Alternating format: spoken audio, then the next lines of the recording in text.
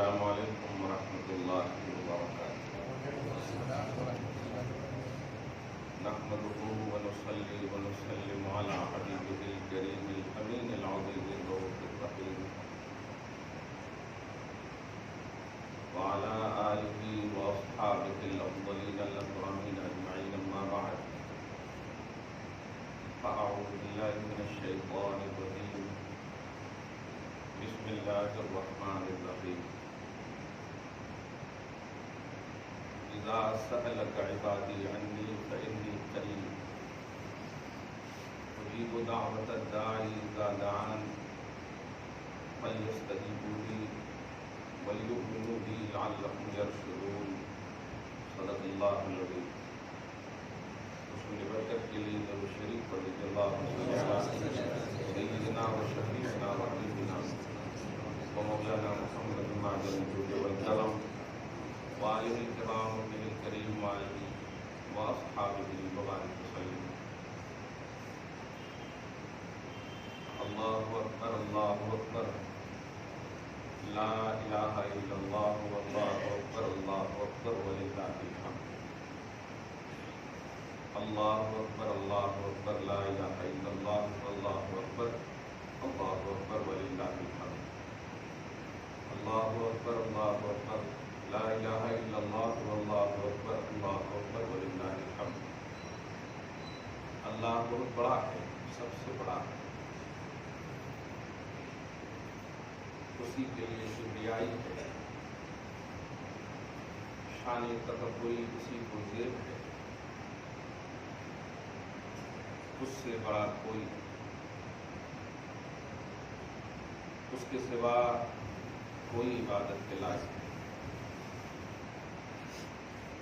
حمد اسی کے لیے ہے۔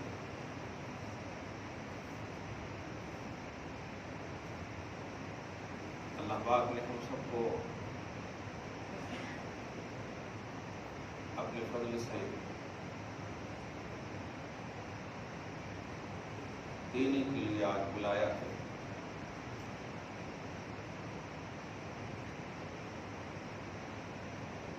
پورے مہینے ہم نے کیے،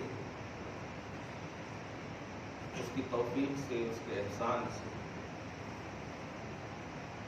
چاہے وہ روزی کی شکل ہو یا تراویح کی شکل، صیام النہار، قیام اللیل،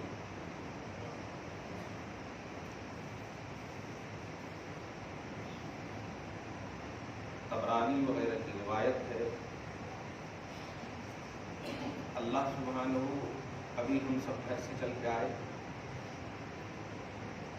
کچھ افسوسناک مشاہدات بھی دیکھنے کو ملے۔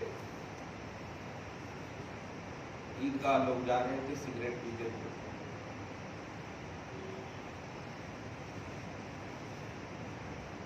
غلط بات ہے، اللہ نے ہدایت نصیب فرمانا۔ جتنے بھی نکڑ ہیں،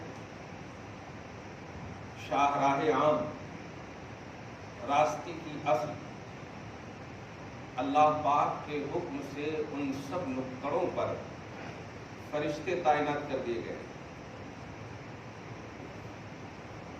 سارے فرشتوں کو یہ حکم ہے کہ میری طرف جتنے بھی لوگ آ رہے ہیں سب کا ویلکم کرو۔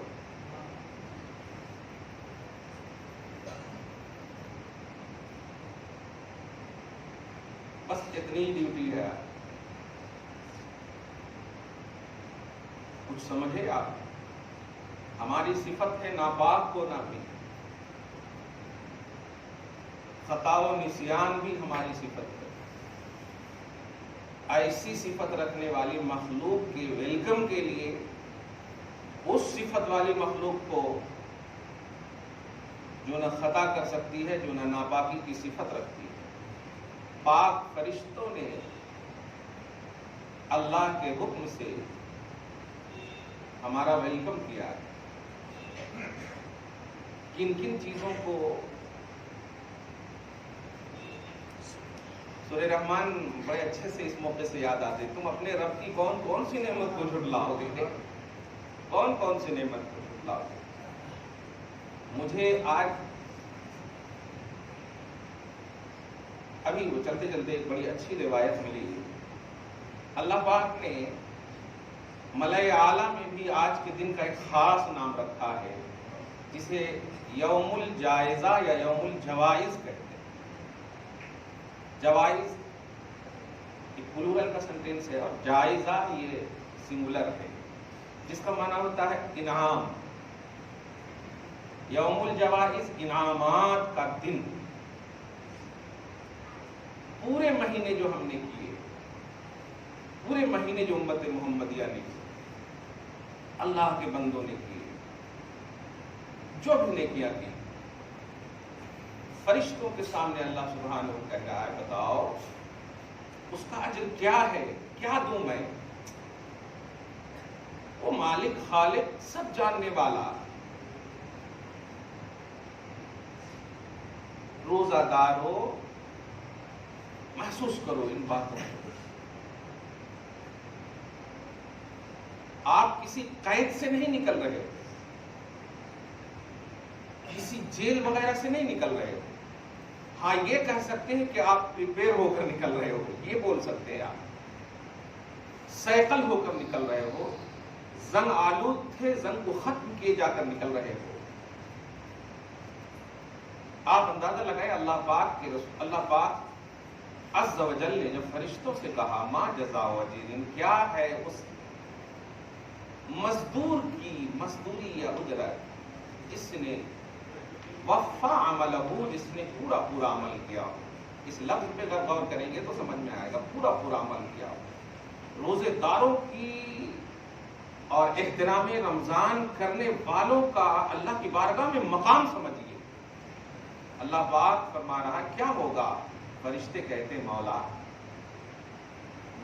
اور کریں آپ، اللہ تو جانتا ہے، سب جانتا ہے، لیکن وہ احترام صائمین کے عنوان کو بتانا چاہتا ہے، روزے داروں کا احترام جو اللہ کی بارگاہ میں ہے وہ بتانا چاہتا ہے۔ فرشتے کہتے اللہ تم کو پورا اجر دے دیا جائے۔ اللہ پاک فرماتا ہے تم سب گواہ ہو، میں نے ان سب کو بخش دیے۔ اور میں بار 2-3 سال سے کنٹینیو بول رہا ہوں یہ جملہ، اور اس سال تو بہت بولا ہوں کہ مغفرت اور بخشش سب سے بڑا انعام ہے، اس سے بڑا کوئی انعام نہیں۔ انعام کی اینڈنگ نعمت الہیہ کی سب سے بڑی اور سب سے آخری بات ہے، اور اللہ پاک نے روزے داروں کے حوالے سے فرشتوں کو گواہ بنا کر کہا میں نے ان سب کو بخش دیا ہے۔ کیا سمجھا ہم سب نے؟ رمضان ختم ہوا، بڑے افسوسناک پہلو ہیں، سوشل میڈیا کو دیکھ کر آنکھیں خیرہ ہو رہی ہیں۔ یو پی اور بہار وغیرہ اور دیگر علاقہ وغیرہ جو محسوس کرتا ہوں تو اس سال سب سے بہترین فلم گفٹ کیا ہے؟ عید کی۔ روزہ ختم ہوا تو سب سے اچھی فلم یہ لگی ہے عید کا گفٹ۔ پوسٹرز لگے ہوئے ہیں، ہمارے ساتھی ہیں وہ پوسٹر کو بھیجے بھی کہ یہ دیکھیں کیا ہے، عید گفٹ لکھا ہوا ہے کہ اس سال فلاں تھیٹر میں فلاں اس میں عید کا گفٹ دیا گیا ہے۔ مسلمانوں یہ تو سچ ہے کہ ان الشیطان للانسان عدو مبین، بے شک شیطان انسان کا کھلا دشمن ہے، یہ سچ ہے۔ آپ کتنا بھی کچھ سوچ لیں یا بول دیں، لیکن یہ سوچ، یہ فکر، یہ باتیں کرنے والے بہرحال شیطانی بھائی ہے اور شیطان کے وہ ہمراہ ہیں یا شیطان کے ساتھی ہیں۔ جو لوگ عید کے گفٹ کو، نماز سے عید کے گفٹ کو، دھیان دیجیے گا، عبادتوں سے عید کے گفٹ کو اللہ کی رضا والے اعمال سے الگ کر کے سوچتے ہیں، وہ ہرگز عید کا گفٹ نہیں ہے۔ عید کا گفٹ ہے خدا کی مغفرت، عید کا گفٹ ہے خدا کی بخشش، اور آپ اس کو کیسے بچائیں گے آپ سوچ سکتے ہیں، کیسے محفوظ رکھیں گے آپ سوچ سکتے ہیں۔ ارے دنیاوی طور پر دیکھیں، کوئی اگر گفٹ دے تو اس کی نوعیت دیکھتے ہیں، آپ اس کی کمیت و قلت و کیفیت نہیں دیکھتے ہیں، فلاں نے دیا ہے، اہمیت سمجھیے۔ رب العالمین نے اپنے مبارک دست قدرت سے آپ سب کو مغفرت کا گفٹ عطا فرمایا، یوم الجائزہ کہا، گواہ ہو جاؤ۔ فرشتے بالکل ایسے ہیں قطار در قطار، یہاں تک کہ وہ سب آواز دے رہے ہیں، جن و انس کے علاوہ سب ان کی آواز سن رہے ہیں، ہنی اللکم مرحبا بکم، تمہارے لیے مبارک ہو، ویلکم ویلکم۔ یہ سارے فرشتے کا صرف آج یہی کام ہے، صرف آج یہی کام ہے۔ پاک خدا، پاک فرشتے آپ کے لیے یہ سب کر رہے ہیں، فرشتے کروا رہا ہے اللہ رب العزت۔ آپ کیا سمجھتے ہیں؟ یاد رکھیے گا 4 چیز میں اپنے حساب سے کہہ رہا ہوں، چونکہ ہماری مسجد ہے، 4 چیز دیکھیے گا۔ آگے ہو جائے، اگر لوگوں کو قلت ہو رہی تو سامنے والے آگے ہو جائے گی، ادھر جو جگہ خالی ہے آگے ہو جائے تاکہ ادھر یہ ہو جائے۔ ہاں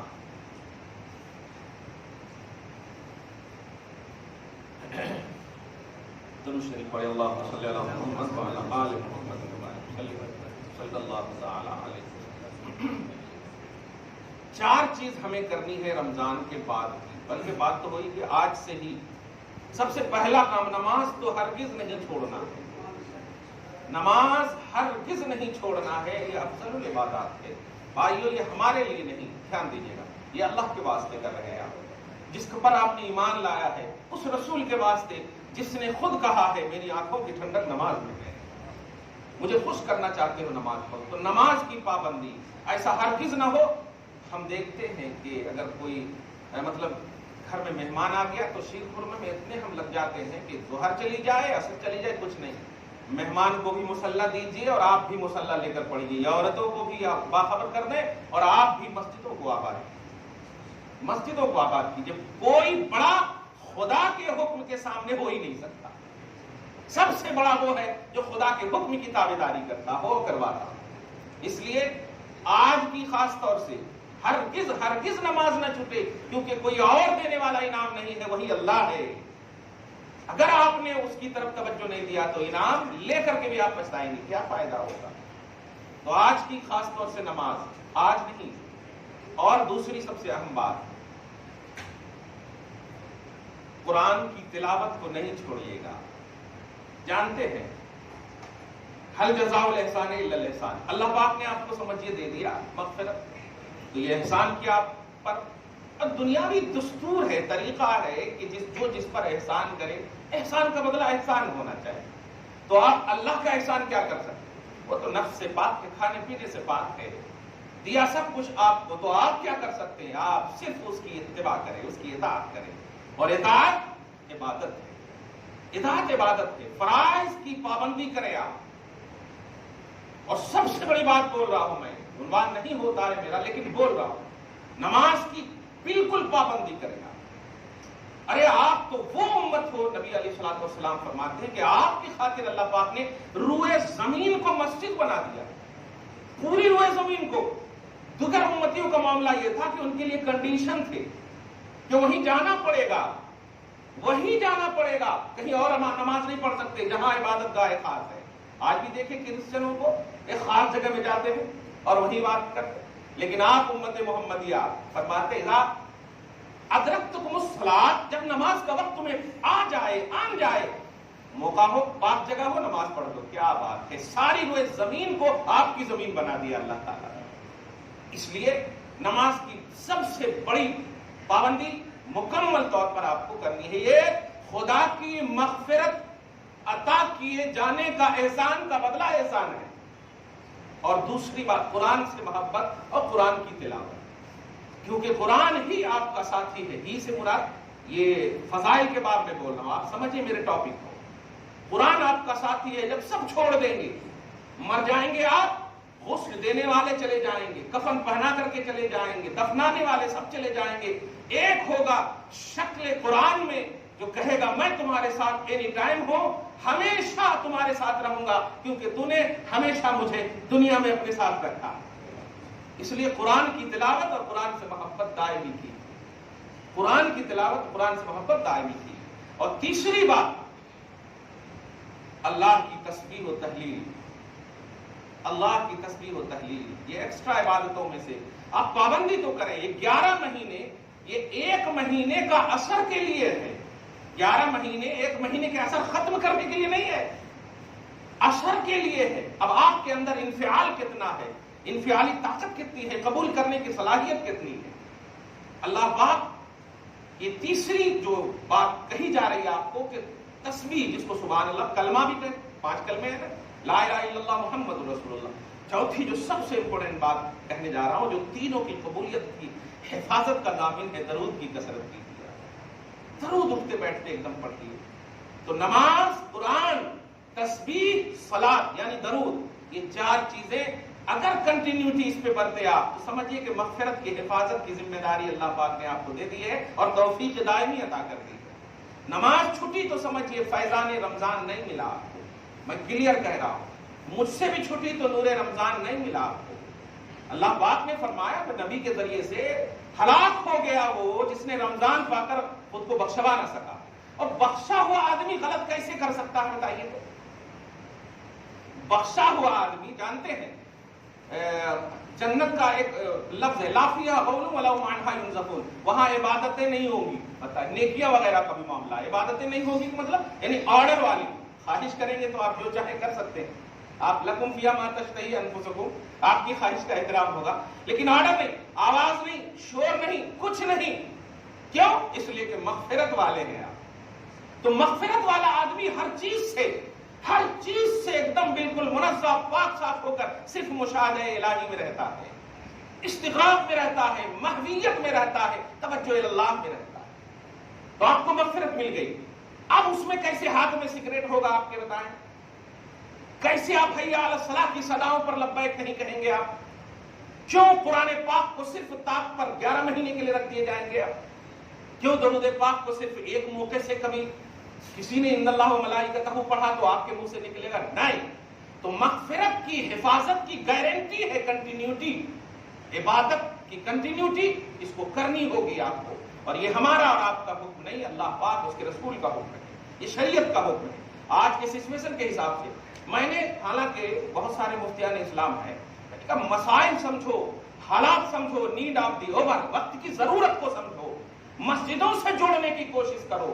شریعت، مسائل، حدیث یہ اپنی جگہ پر مسلم ہے، لیکن آپ کو معلوم ہے کہ ضرورت جب پیش آتی ہے تو ممنوع چیز جب مباح ہو جاتی ہے تو مباح چیز کو، آج میں نے کہا مسجدوں کو آباد کرو، مسجدوں میں کثرت سے نماز کا اہتمام کرو. مسجدیں ہم سے مطلب بے آبرو کیے جا رہے ہیں، مسجدوں کا تقدس پامال کیا جا رہا ہے.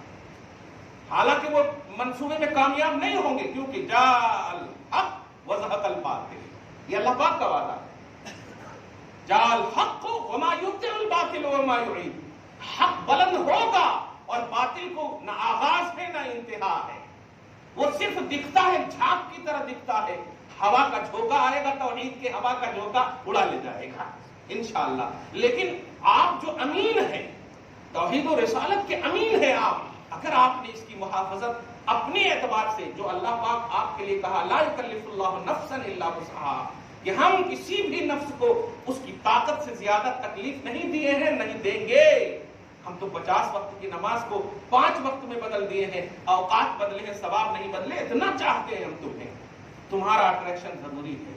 اللہ کی طرف توجہ نہ رہی تو سمجھیے فیضان رمضان، نور رمضان، برکات رمضان، سعادت رمضان، جتنے بھی عنوانات ہو سکتے رمضان کے فیض و برکات کے، وہ سب سے ہم محروم ہو گئے.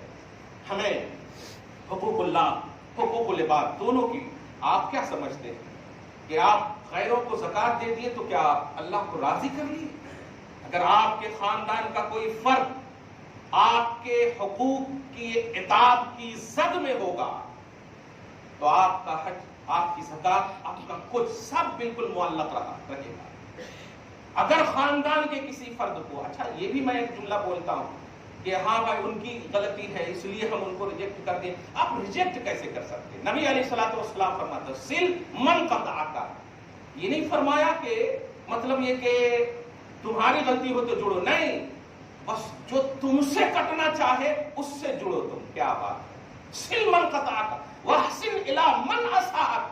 تیرا جو برا چاہے اس کے ساتھ تو اچھا کر. نبی فرماتے واعف عمن ظلمک، اور تیرے اوپر جو ظلم کرے، یہ صرف ہم رشتہ داروں کے حوالے سے بات کریں، تیرے اوپر جو ظلم کرے، جو ظلم چاہے ان کو تو معاف کر. یہ میرا آرڈر ہے، نبی فرماتے ہیں. دیکھا آپ نے اگر اقربا اعزا کو مقدم نہیں رکھا ہوگا حقوق العباد میں، ابھی زکات وغیرہ کے حوالے ہی سے بول رہا ہوں، تو آپ ہزاروں ساڑیاں بانٹ دیے ہوں گے، آپ لاکھوں روپے ادھر ادھر دے دیے ہوں گے، کچھ قبول نہیں ہوگا۔ میں نے ایک جملے غصے میں کہے ہیں لیکن وہ سچ ہے، آپ ولی کے پاس بھی چلے جاؤ اور دعا کرواؤ اور ماں ناراض ہو تو دعا قبول نہیں ہوگی، باپ ناراض ہو تو دعا قبول نہیں ہوگی، بھائی بہن کے حقوق پامال ہو تو دعا قبول نہیں ہوگی۔ کیا سمجھتے آپ ہم نے بس اچھا کام کر دیا؟ آپ نے جو اللہ پاک کے حدود ہیں، کنڈیشنز ہیں، ان کو آپ کو فالو کرنے ہیں۔ حدود اللہ بار بار قرآن پاک میں مختلف مقامات پر کیوں کہے گئے حدود اللہ؟ یہ حدود اللہ کیا ہے؟ یہ conditions of God, real God, اللہ کے کنڈیشنز ہیں، اور فرماتا کہ اس کو فالو کرنا ہے۔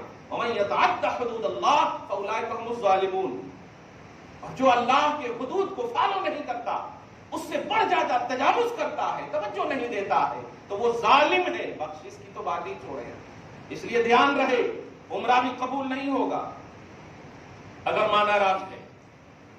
کعبہ کے اندر خلاف کو پکڑ کر دعا کریں گے اللہ بخش دے، قبول نہیں ہوگا اگر بہن کے حقوق مارے ہیں آپ، اگر بھائی کے حقوق مارے ہیں آپ، کیونکہ حقوق العباد وہ عبادت ہے کہ اللہ پاک قبول فرمانے والا خود کہتا ہے پہلے وہ ہونا اس کے بعد کچھ ہونا، وہ اگر اس میں گڑبڑی اور کمی ہوئی تو آپ کی کوئی عبادت قبول نہیں ہوگی۔ اس لیے اس کو دھیان میں رکھتے ہوئے اپنی زندگیوں کا ایک انقلابی طور پر آغاز کیجئے، چھوڑ دیجئے کون کیا کر رہے ہیں، وہ UCC کے بارے میں، ان کے بارے میں، ان کے بارے میں جو کرنا ہے ان کو کیجئے۔ ہمارا اسلام قرآن ہے، ہماری شریعت قرآن ہے۔ ایک شخص نے بھی مشرک اور کافر کے حوالے سے ایک سوال کیا، ہم کر سکتے ہیں نا نکاح قرآن پاک مانتے ہو، بلیو کرتے ہو؟ آپ کا ایمان مفصل کیا ہے؟ آمنت باللہ و ملائکتہ و کتبہ، میں نے ایمان لایا اللہ پر، اس کے فرشتوں پر، اس کے رسولوں پر اور اس کی کتابوں پر، اور کتابوں میں سب سے اعلیٰ کتاب قرآن پاک ہے۔ آپ تو توریت انجیل سب پر ایمان لائے، جتنی بھی آسمانی کتابیں ہیں، لیکن قرآن پر تو ایمان لائے ہیں آپ، ایمان سمجھتے ہیں، یعنی آپ دل سے اس کو سچا مانیں، یہ ہے ایمان کا مطلب۔ ایمان کا تعلق جو ہے، یہ عمل جو ہے ایمان کی روشنی ہے، عمل نہ ہو اور ایمان ہو بخشے جائیں گے، دھیان دیجئے، اور عمل کے پہاڑ ہو ایمان نہ ہو بخشش نہیں ہوگی۔ اسی لیے جن لوگوں نے، جن خیروں نے افطار پارٹیاں کی ہیں، کچھ نہیں ملے گا۔ ایمان والے یاد دھیان دیجیے گا، تو ایمان سب سے اہم ہے، اور آپ نے ایمان لایا ہے قرآن پاک پر، اور قرآن پاک کو ماننا جب ایمان ہے، اس لفظ پہ غور کیجیے گا، ماننا جب ایمان ہے تو ابتدائی بنیادی سورہ بقرہ سورہ نمبر 2 کی آیت کریمہ بالکل پارہ نمبر 2 میں ہے، لا تنکحوا المشرکات حتی یؤمن، کہ مشرک اور کافر لڑکیوں سے نکاح نہ کرو جب تک کہ وہ ایمان میں مکمل طور پر داخل نہ ہو جائے۔ کر کے داخل کرنا یہ نہیں ہے، داخل ہو جائے ایمان میں تب کرنا یہ ہے، کیونکہ نکاح عمل ہے اور ایمان شرط ہے، اس کے نکاح عمل ہے اور ایمان شرط ہے، کوئی عمل قبول نہیں ہے بغیر ایمان کے، تو نکاح قبول ہی نہیں ہوگا۔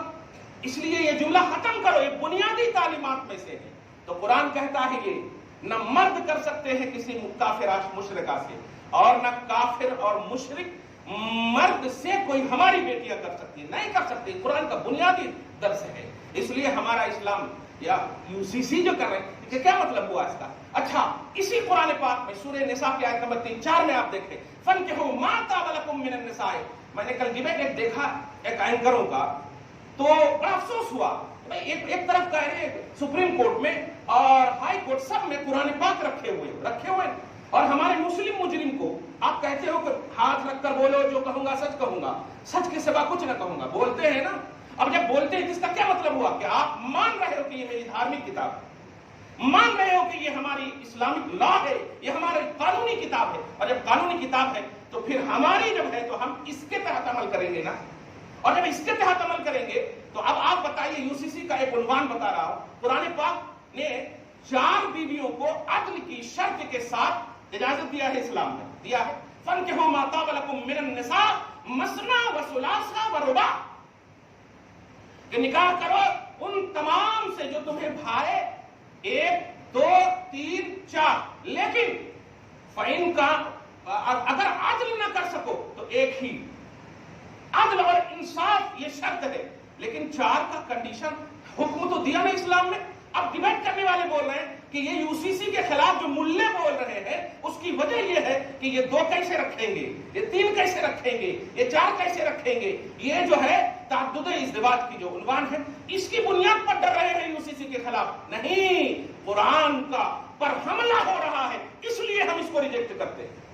कुरान पर यह हमला है। हम खुद कहते हैं अगर तुम्हें निकाह निभाने का मतलब इम्कान ना हो, तुम ना निभा सकोगे, तुम निकाह ना करो बल्कि रोजा रखो। नबी फरमाते मन इस्तता मिनकुमुल बाअ फलियतज़व्वज व मन लम यस्तति फअलैहिमुस्सौम और कमा क़ाल सल्लल्लाहु अलैहि वसल्लम, तुम में से जो कोई नानो नफका यानी पूरी कैपेसिटी रखता हो बीवी को निभाने की तब निकाह करे और नहीं तो रोजा रखे। ये इस्लाम कह रहा है, इस्लाम कह रहा। तो इस्लाम में जो 1 या 2 या 3 या 4 ये कोई मजाक नहीं है, ये इंजॉइंग नहीं है, ये शरीयत है, अदल के साथ है। इसलिए ये क्या कर रहे हैं छोड़िए।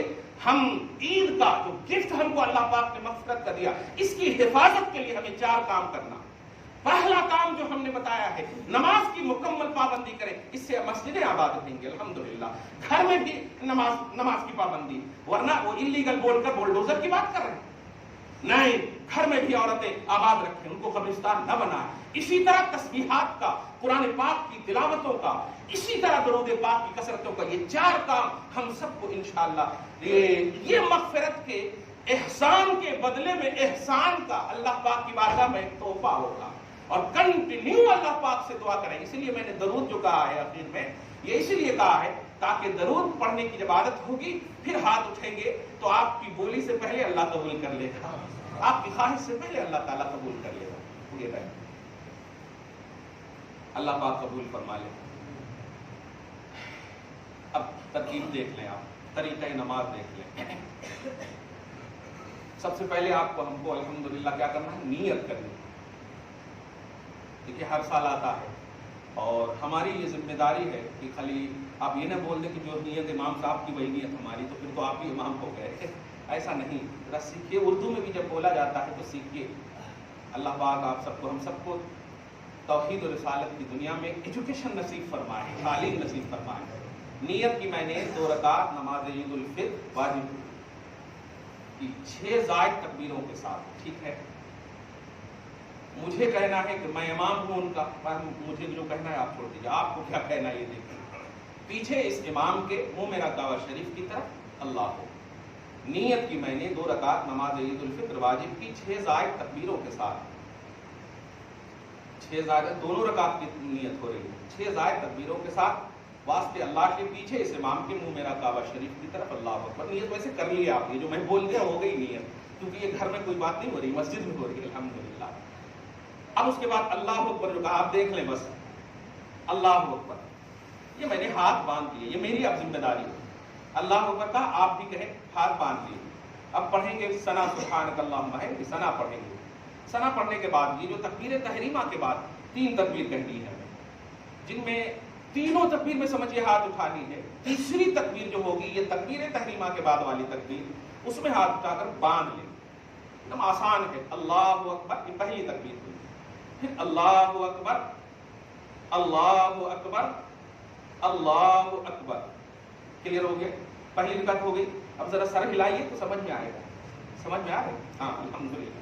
पहली रकात हो गई। अब हमारी जिम्मेदारी है, मैं सूरह फातिहा पढ़ूंगा, जब मैं सूरत पढ़ूंगा आप एकदम साइलेंट सुनिए, पूरी तवज्जो के साथ। हो गया? अब रुकू हस्बे मामूल, पहली रकात हो गई। अब दूसरी रकात उल्टा है एकदम। जैसे ही हम उठेंगे सूरह फातिहा पहले पढ़ेंगे, फिर ज़म्मे सूरा करेंगे। अब उसके बाद फिर 4 तकबीर होगी, 4 तकबीर होगी। वो 6 तकबीर जो बोलते हैं ना तो उधर कंफ्यूज हो जाते हैं। 4 तकबीर होगी, जिनमें पहली जो 3 तकबीर हो गई दूसरी रकात की, उसमें हाथ उठाकर छोड़ेंगे, और चौथी तकबीर जो होगी बगैर हाथ उठाए जाएंगे। जैसे अल्लाहु अकबर, ये पहली तकबीर हुई। अल्लाहु अकबर, अल्लाहु अकबर, अल्लाहु अकबर, ये चौथी तकबीर। एकदम सही है? चलिए नमाज पढ़ो।